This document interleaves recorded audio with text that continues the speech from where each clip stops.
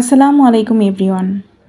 Twins mamma's কিচেনের আর একটি নতুন ভিডিও দেখার জন্য সবাইকে আমন্ত্রণ রইল।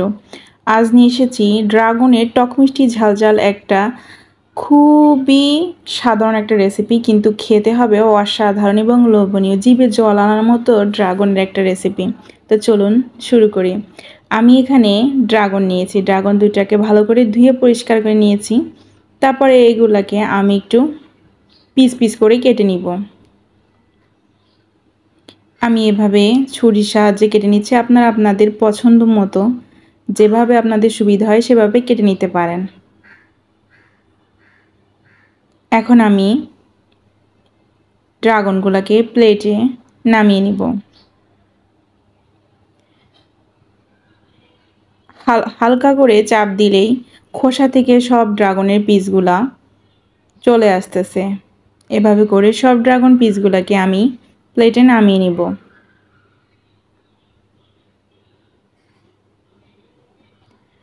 তারপর আমি এখানে অ্যাড করছি 1 চামচের মতো চিলি ফ্লেক্স। তারপর অ্যাড করছি 1 টেবিল চামচের মতো কাসুন্দি। তারপর এখানে অ্যাড করছি 1 টুকরো লেবুর রস।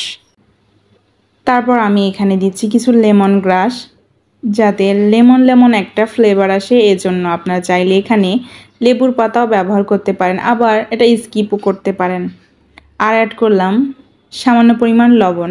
এখন ভালো করে ড্রাগনকে ভালো করে মিশিয়ে নিব মশলাগুলোর সাথে।